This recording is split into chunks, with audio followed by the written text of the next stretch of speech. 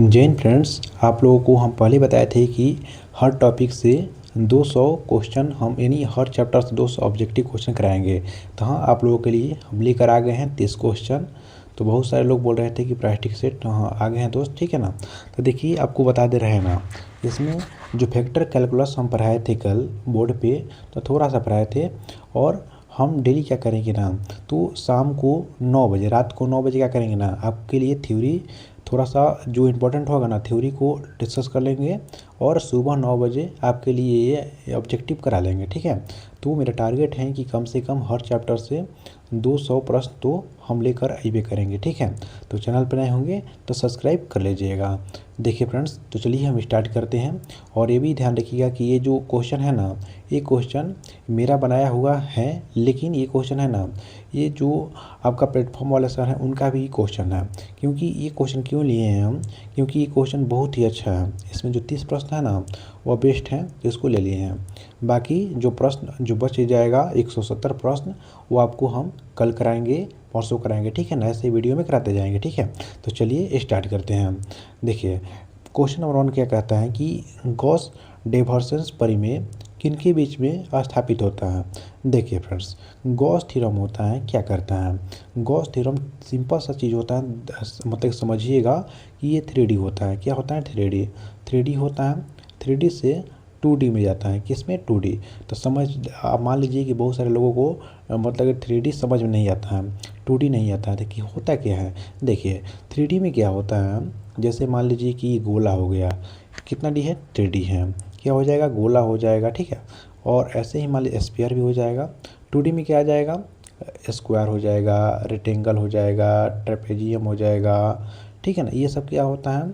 तो आपका 2D होता है। तो 2D से 3D हो या 3D से 2D में चेंजिंग हो, वो आपका गॉस डाइवर्जेंस थ्योरम में आता है, ठीक है। तो इसको हम क्या कहेंगे, यानी 2D को भी होता है ना। मान लीजिए दोस्त, ध्यान रखिएगा कि 2D क्या हो जाएगा आप लोगों का? स्क्वायर में आता है। किसमें? स्क्वायर हो जाएगा। लेकिन 3D होता है ना, तो ध्यान रखिए हमेशा वो क्यूब में रहते हैं। कितना? क्यूब में रहेगा, ठीक है। यानी पावर क्यूब रहेगा, इसका स्क्वायर रहेगा, ठीक है। तो इसको सरफेस एरिया बोलते हैं, इसको वॉल्यूम बोलते हैं, ठीक है। तो यह क्या हो जाएगा? गॉस डाइवर्जेंस परिमेय जो होता है, तो सरफेस टू वॉल्यूम होता है। कितना? यानी सरफेस क्या हो जाएगा? 2D हो गया, वॉल्यूम क्या हो गया? 3D हो गया। यानी पावर क्यूब हो जाएगा, इसका पावर स्क्वायर हो जाएगा। तो सरफेस से आपका वॉल्यूम इंटीग्रल में होता है, यानी पृष्ठीय से आयतन समाकलन हो जाएगा। ध्यान रखिए, ऑप्शन यहाँ पे भी लगा लीजिएगा। लेकिन इंपॉर्टेंट इसमें क्या चीज़ होता है, इसको ध्यान रखिए। डाइवर्जेंस परिमेय का जो फॉर्मूला होता है ना, इसको क्या कहते हैं हम? तो डबल इंटीग्रल सरफेस हो जाएगा ये, उसके बाद में FDS हो जाएगा, ठीक है ना। उसके बाद में बराबर में क्या हो जाएगा? ट्रिपल, यानी 3 इंटीग्रल हो जाएगा। तो इसको हम क्या बोलते हैं? वॉल्यूम बोलेंगे, ठीक है। यानी सरफेस 2 होगा तो सरफेस, 3 होगा तो वॉल्यूम हो जाएगा, ठीक है। और उसके बाद में क्या हो जाएगा?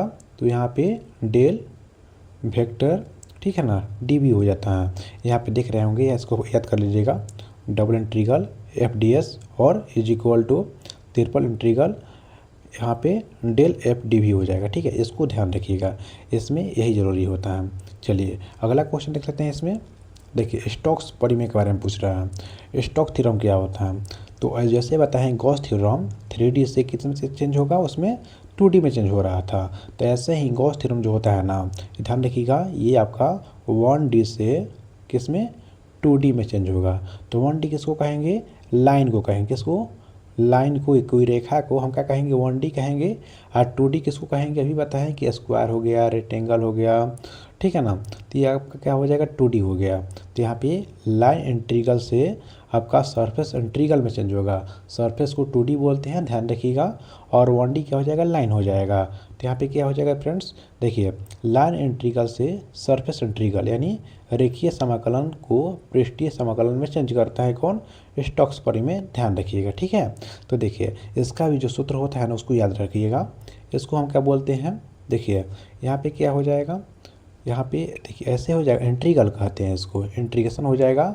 लेकिन इसमें ऐसे गोल पार देंगे ना, तो इसको हम कहेंगे नॉट इंटीग्रल, ध्यान रखिएगा। तो यहाँ not integral FDR is equal to double integral, यहाँ पे क्या हो जाएगा? Del cross F D S हो जाएगा। इसको ध्यान रखिएगा फॉर्मूला को, ठीक है। ये डायरेक्ट क्वेश्चन पूछा जाता है। देखिए अगला क्वेश्चन देखते हैं फ्रेंड्स। यहाँ पे एक और थ्योरम आ गया, ग्रीन थ्योरम।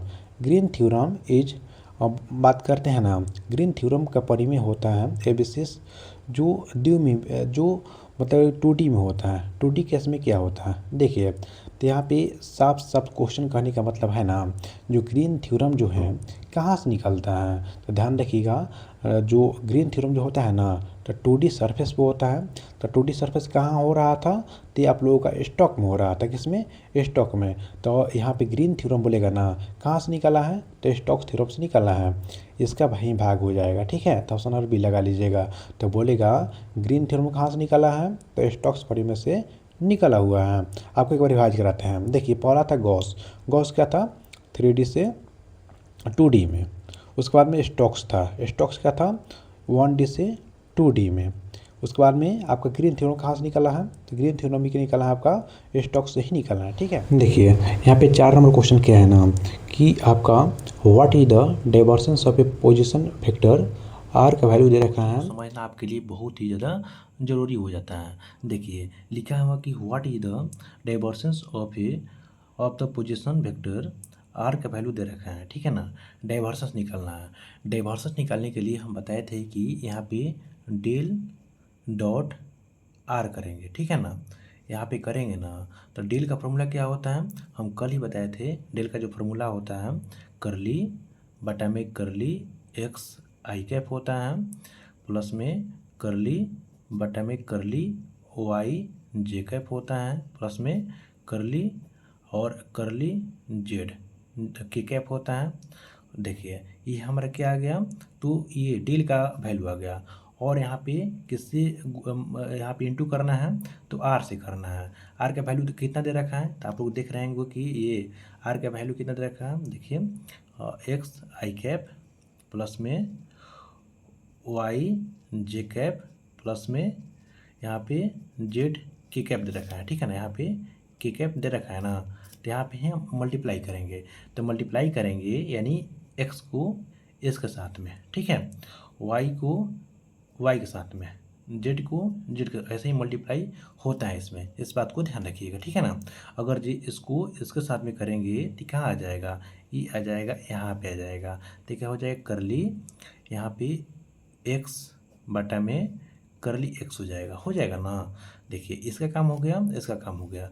अब बच्चा ये हो गया, तो इसका इसके साथ में करेंगे, यानी प्लस में हो जाएगा करली बटा में करली वाई, और उसके बाद में ये वाई चला जाएगा ना, यहाँ पे वाई हो जाएगा, ठीक है। उसके बाद में प्लस दे देंगे, उसके बाद में ये बचा और ये बच गया, ठीक है। तो यहाँ पे करली बटा में करली जेड हो जाएगा। उसके बाद में क्या हो जाएगा, करली जेड हो जाएगा, ये मल्टीप्लाई हो जाएगा ऊपर ऊपर, ठीक है। तो यहाँ पे एक्स एक्स कट गया, वाई वाई कट गया, ये कट गया, तो एक हो गया प्लस में एक हो गया प्लस में एक हो गया, तो वैल्यू कितना आ गया, 3 आ गया। तो 3 हमारा आंसर हो जाएगा। 5 नंबर में क्या है कि what is the curl of a position vector, R is equal to, मतलब कि आर का वैल्यू दे रखा है, ठीक है। आर का वैल्यू यहाँ दे रखा है और यहाँ कर्ल निकालना है। इसको भी कॉपी पे हम चलते हैं, ठीक है। चलिए फ्रेंड्स, तो 5 नंबर क्वेश्चन देखते हैं। देखिए यहाँ पे कर्ल निकालना है, सबसे इंपॉर्टेंट क्वेश्चन यही होता है। देखिए what is the curl of the position vector, R का वैल्यू दे रखा है, ठीक है। तो कर्ल क्या होता है, यानी डेल क्रॉस आर, मतलब यही निकालना है, ठीक है। तो यहाँ पे डेल का फॉर्मूला लगाना है, आर दे रखा है, सबको वेरीफाई करते हैं, ठीक है। तो देखिए डेल का फॉर्मूला क्या होता है बताइए पहले तो। डेल का फॉर्मूला होता है करली बटा में करली एक्स आई कैप प्लस में करली बटा में आपका कितना होता है, करली वाई, यहाँ पे जे कैप होता है, प्लस में करली बटा में करली जेड के कैप होता है। ये हो गया। आर कितना होता है, आर दे ही रखा है। आर कितना दे रखा है, अभी देख रहे हैं कि ये दे रखा है, ठीक है। तो एक्स आई कैप प्लस में वाई जे कैप प्लस में जेड के कैप दे रखा है, ठीक है। तो हमको ये निकालना है। अब क्या निकालना है हमको, देखिए अगर ये आपके पास में कर्ल निकालने के लिए बोलेगा ना, तो आप एकदम माइंड में फिट कर लीजिएगा कि ऐसे लिखिएगा, ऐसे पाई पार लीजिएगा, ठीक है।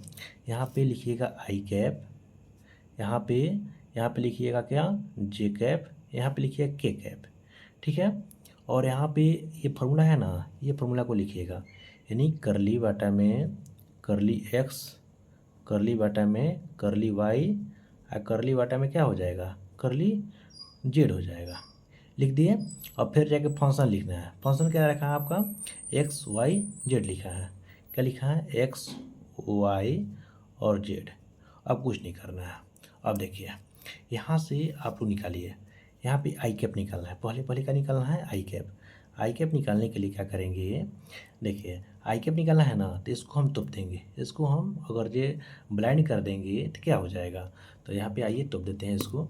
देखिए आई कैप निकालना है तो इसको तोप देते हैं। और ये जो है ना, इसमें इसको गुना करेंगे और इसमें इसको गुना करेंगे, दोनों को माइनस कर देंगे, ठीक है। तो यहाँ पे गुना करेंगे, इसमें करली जेड बाटा में करली वाई हो जाएगा ना।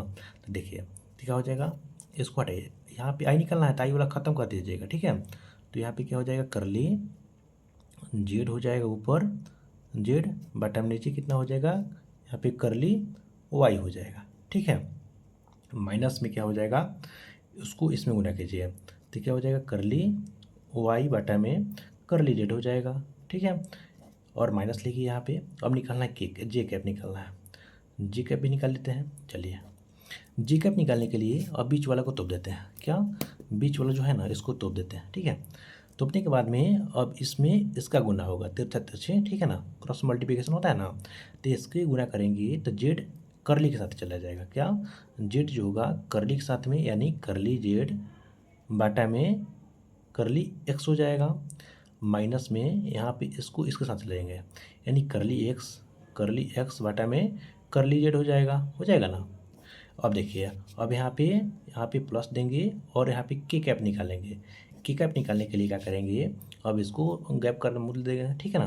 तो मतलब इसको तोप देंगे और यहाँ से गुना करेंगे तो क्या हो जाएगा, तो करली वाई बाटा में यहाँ पे करली एक्स हो जाएगा, यानी इसको गुना कीजिएगा ना, तो वाई जो है करली के साथ चला जाएगा, बाटा में करली एक्स सही है, हो जाएगा।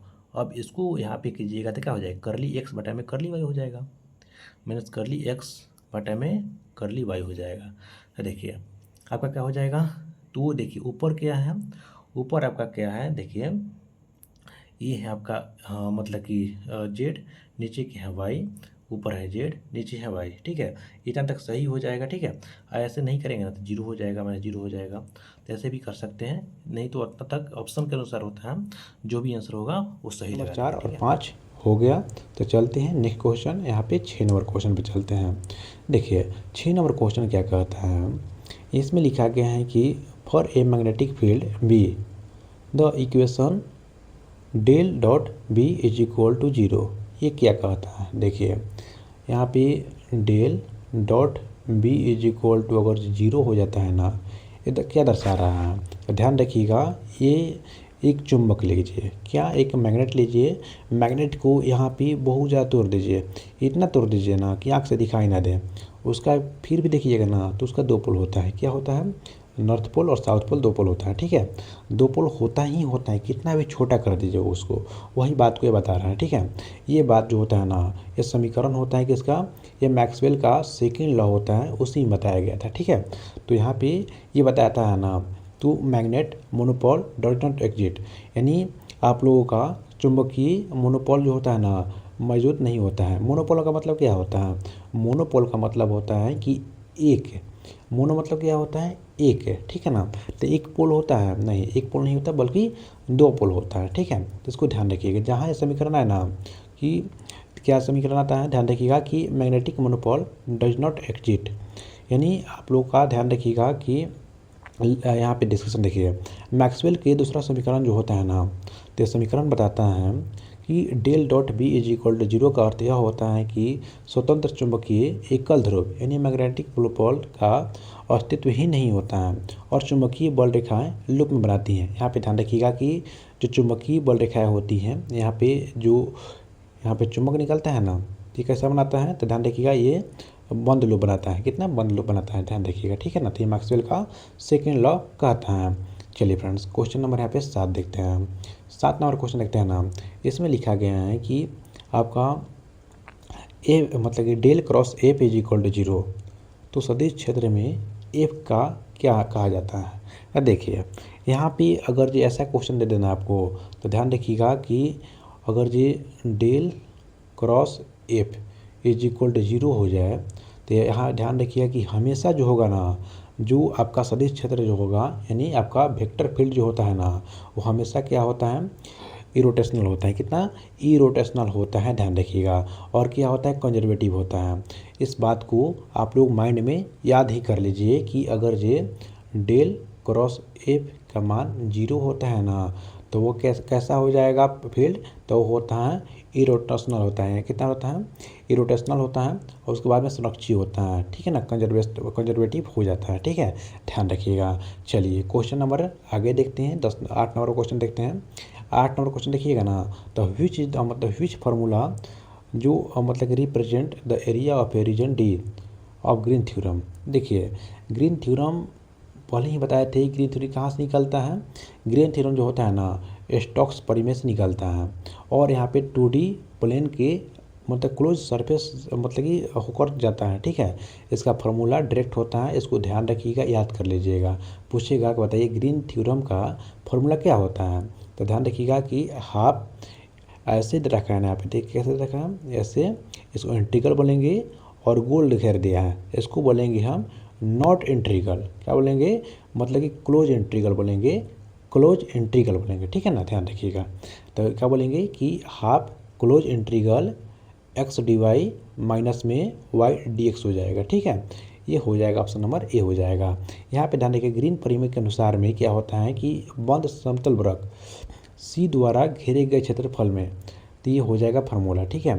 तो बोलेगा कि ग्रीन थ्योरम कहाँ से निकलता है, तो ये निकलता है स्टोक्स के परिमेय से निकलता है बाहर, ठीक है, इसको भी ध्यान रखिएगा। चलिए क्वेश्चन नंबर 9 पे चलते हैं।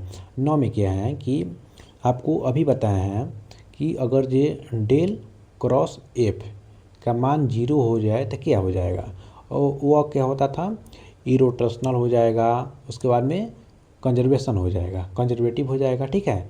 लेकिन यहाँ पे दे रखा है आपको कि del dot F is equal to 0 हो जाता है, तब क्या कीजिएगा, यहाँ पे ध्यान रखिएगा, अगर ये डेल डॉट एफ 0 हो जाए ना, ये आपका सोलेनॉइड होता है। क्या होता है, परिनालिका। परिनालिका होता क्या है, ये थोड़ा सा शॉर्ट में जान लीजिएगा परिनालिका क्या होता है। देखिए यहाँ पे कोई एक पाइप लेते हैं, ठीक है ना, पाइप लेते हैं जो कि आपका प्लास्टिक का है, प्लास्टिक का पाइप है, और यहाँ पे क्या करते हैं ना, डीसी करंट देते हैं। क्या, यहाँ पे तार लपेट लेते हैं और यहाँ पे डीसी करंट देंगे। इसमें डीसी करंट देते हैं ना, इसमें जितना आप करंट देंगे और कवर तार रहेगा, और इसमें क्या करेंगे ना, एक कील ले लेंगे। कितना कील, एक कील रख लेते हैं। तो कुछ समय के बाद देखिएगा ना, ये जो कील निकलेगा तो चुंबक बन जाता है। क्या बन जाता है, चुंबक। तो चुंबक बनाने का प्रक्रिया होता है सोलेनॉइड, ठीक है, ध्यान रखिएगा। तो देखिए तो क्या हो जाएगा, जब किसी सदिश क्षेत्र में डाइवर्सन शून्य होता है ना, तो क्या हो जाएगा आपका, उस क्षेत्र में परिनालिका का कहा जाता है। क्या कहा जाता है, परिनालिका कहा जाता है, सोलेनॉइड कहते हैं, ठीक है। चलिए अगला क्वेश्चन देखते हैं, क्वेश्चन नंबर 10 देखते हैं। 10 में क्या लिखा गया है कि किसी बंद पथ में चारों ओर सुरक्षित बल क्षेत्र द्वारा किया गया कार्य क्या होता है, यानी work done by A conservative force field around any close path. तो क्या हो जाएगा, कब हमेशा ये 0 होता है, इसको रट लीजिए, ठीक है, हमेशा कैसा होगा, 0 हो जाएगा। देखिए जो संरक्षी बल होता है ना, कंजर्वेटिव फोर्स होता है, तो उसके द्वारा किसी भी बंद परिपथ यानी क्लोज पाथ में किया गया कुल जो हमेशा जो कार्य होता है ना, वो क्या होता है, 0 ही होता है, ठीक है। तो चलिए आगे देखते हैं फ्रेंड्स।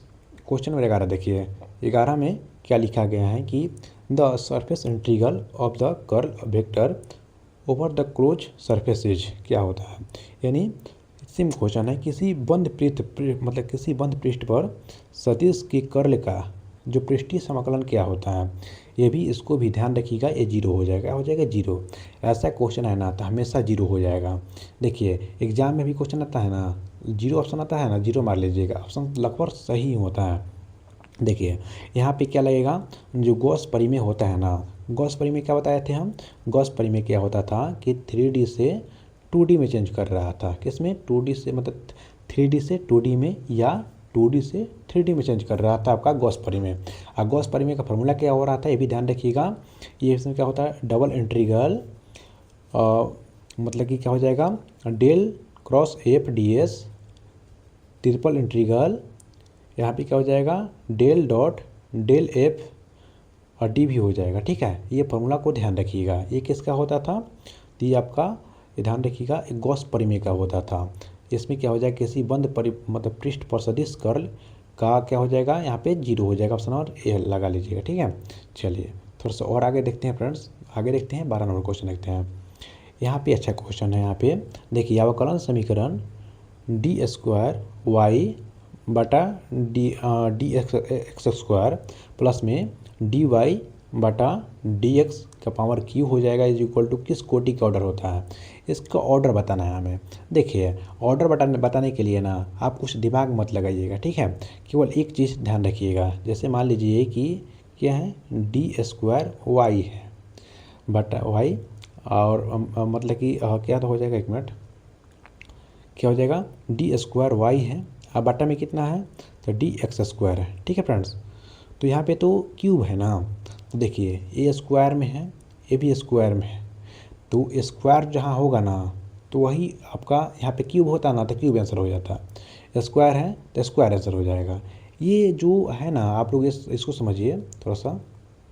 देखिए, ये क्यूब है ना, तो क्यूब पूरा होल क्यूब है, लेकिन इसमें एक एक करके हैं, तो ये आंसर हो जाएगा 2। ठीक है, नेक्स्ट क्वेश्चन और समझ में आएगा। देखिए अगला क्वेश्चन देखिए, इसमें भी देखिए सेम क्वेश्चन है। इसमें क्या है कि यहाँ पे देखिए डी स्क्वायर वाई बाटा में डी एक्स स्क्वायर है। ठीक है, तो यहाँ पे क्या हो जाएगा, 2 का मतलब पावर है तो 2 आंसर हो जाएगा। ठीक है, जिसमें पावर ज़्यादा हो जाएगा तो वो आंसर हो जाता है। ठीक है, यहाँ पे इसका कोई वैल्यू नहीं होता है, तो क्यों में है ना, ये वैल्यू नहीं होता है। चलिए अगला क्वेश्चन देखते हैं फ्रेंड्स, 14 नंबर यहाँ पे देखते हैं। देखिए 15 नंबर क्वेश्चन देखते हैं।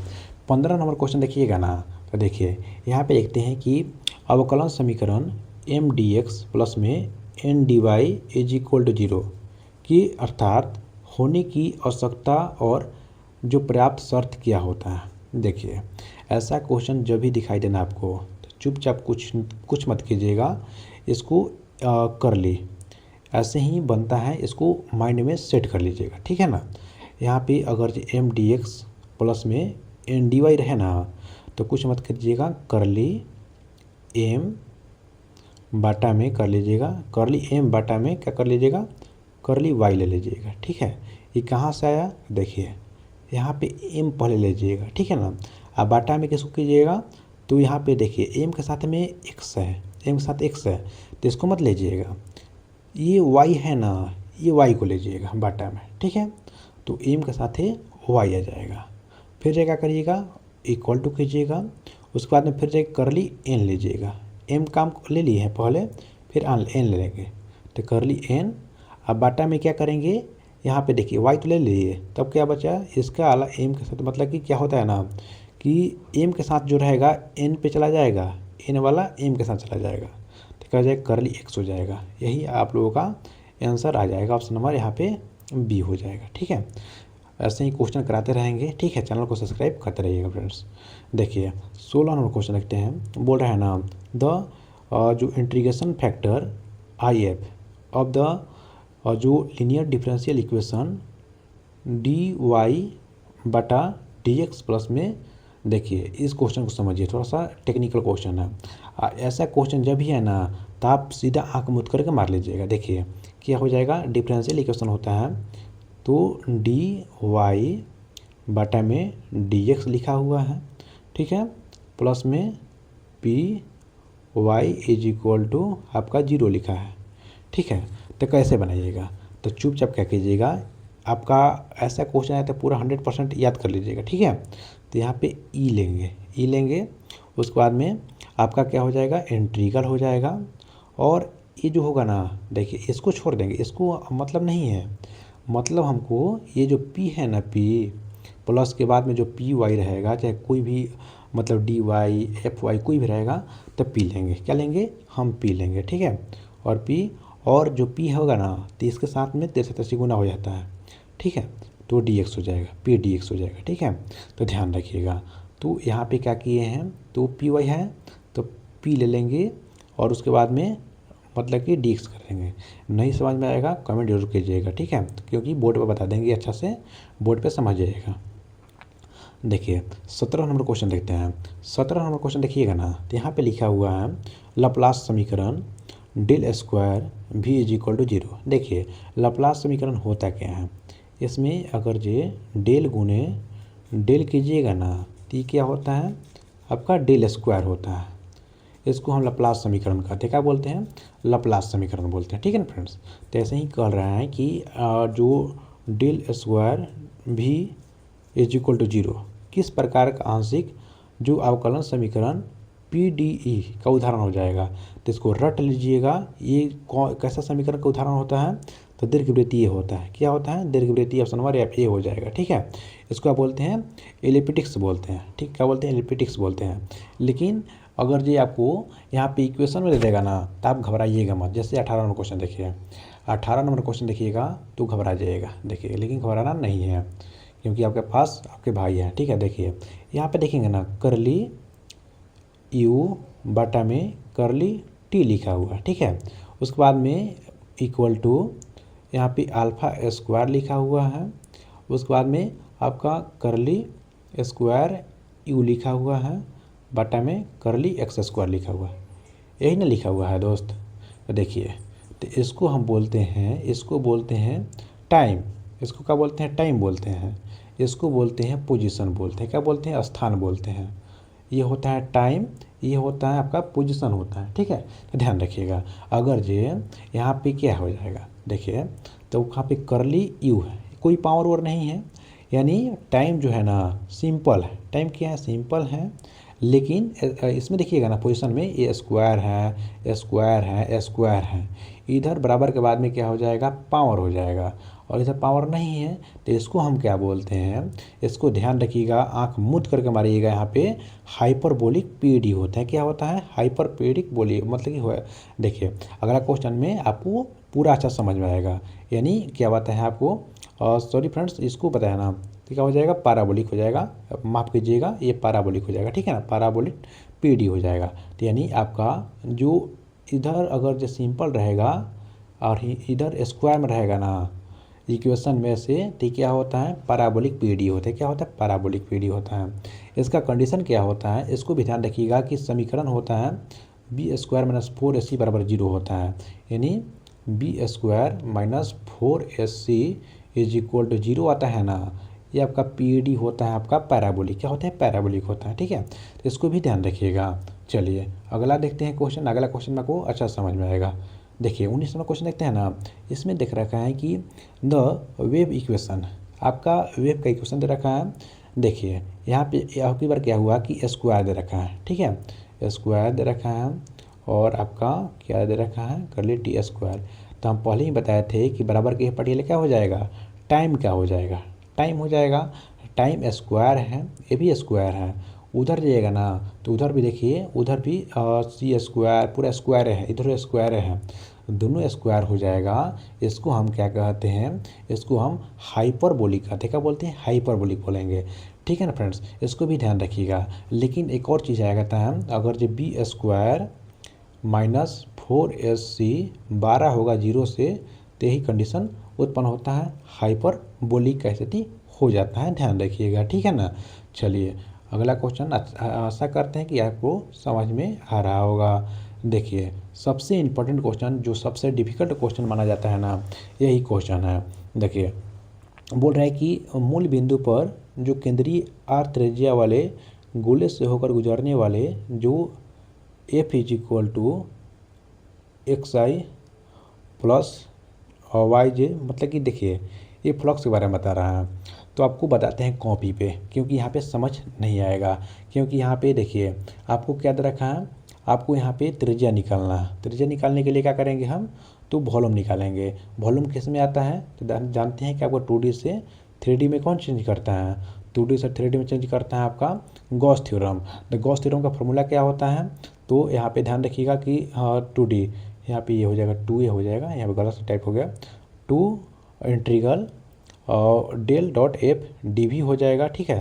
तो ये आपको निकालना होता है। ठीक है, यहाँ फार्मूला क्या होता है, गोला का फार्मूला क्या हो जाएगा, तो ध्यान रखिएगा गोला 4/3 पाई आर क्यू होता है। ठीक है, इसको निकालना होता है, इसको निकाल के दिखाते हैं आपको, कुछ देर इंतजार कीजिए। लास्ट में देखिए यहाँ पे देखते हैं आपका 21 नंबर क्वेश्चन। देखिए 21 नंबर क्वेश्चन देखिएगा ना, इसमें क्या लिखा गया है। देखिए ग्रीन परिमेय के बारे में मान है। ग्रीन परिमेय आपको पता है पहले ही कि close curve in a 2D plane में होता है। क्या होता है, 2D प्लेन में होता है। और 2D प्लेन में होता है ना, तो भी ध्यान रखिएगा ये स्टॉक का परिमेय से निकल कर 2D परिमेय आता है। ठीक है, ध्यान रखिएगा। चलिए फ्रेंड्स अगला क्वेश्चन देखते हैं। क्वेश्चन नंबर यहाँ पे देखिए 22 नंबर। नहीं 22 नंबर क्वेश्चन देखिएगा ना, तो बोला divergence of A curl of any vector function F is always, क्या हो जाएगा, यानी किसी भी सदिश फलन एफ कर्ल का डाइवर्जेंस, यानी देखिए यहाँ पे हम कल बताए थे क्वेश्चन, ध्यान रखिएगा, आप फिर बताते हैं। अगर मान लीजिए कि ऐसा रहे, डॉट रहे, एफ रहे, क्या हो जाएगा, ये डाइवर्जेंस हो जाएगा। यानी आपका यहाँ पे डेल के साथ में आपका वेक्टर फील्ड है ना, तो क्या होता है आपका, ये डाइवर्जेंस होता है। लेकिन पॉइंट में जाएगा, लेकिन डेल के साथ में क्रॉस आए एफ है ना, तो उसको क्या बोलते हैं, कर्ल बोलते हैं। क्या बोलते हैं, कर्ल बोलते हैं। तो इसमें कर्ल और डाइवर्जेंस दोनों आ रहा है। ठीक है, तो किसी भी सदिश फलन एफ के कर्ल का डाइवर्जेंस क्या है, तो ध्यान रखिएगा ऐसे, तो कोई भी कर्ल का, यानी आपका ये डाइवर्जेंस कर रहा है, किसका कर रहा है, पूरा मिला करके आपका कर्ल का डाइवर्जेंस निकाल रहा है, तो ये हमेशा जीरो होता है। क्या होता है, हमेशा जीरो। इस बात को ध्यान रखिएगा। ठीक है ना। तो चलिए फ्रेंड्स आगे क्वेश्चन देखते हैं। क्वेश्चन नंबर 23 देखते हैं। देखिए सेम क्वेश्चन हो गया, सेम क्वेश्चन। किसी भी अदिश फलन फाई, यानी ध्यान रखिएगा कि ग्रेडियंट क्या बताए थे, ग्रेडियंट के बारे में थोड़ा जान लीजिए। ग्रेडियंट जो होता है ना, ये आपका फाई से मतलब कि ना, मतलब डिनोट करते हैं इसको। ठीक है, फाई से। और ये भी ध्यान रखिएगा इसका जो मतलब कि जो मान होता है ना, तो मान कैसे से होता है आपका, मतलब कि जहाँ धारा जाएगा ना तेजी से, उधर ही मान इसका बढ़ता रहता है। ये भी ध्यान रखिएगा। और ये भी ध्यान रखिएगा ना, ये आपका जो मतलब कि ग्रेडियंट है, ये अदिश से सदिश की ओर जाता है, यानी स्केलर क्वांटिटी से वेक्टर फील्ड की ओर जाता है। ये भी ध्यान रखिएगा। ठीक है ना, तो इसको ध्यान रखिएगा। ठीक है, चलिए आगे बात करते हैं इसमें कि जो आपका ग्रेडियंट है, ग्रेडियंट का कर्ल पूछ रहा है, तो कर्ल क्या हो जाएगा, जीरो हो जाएगा।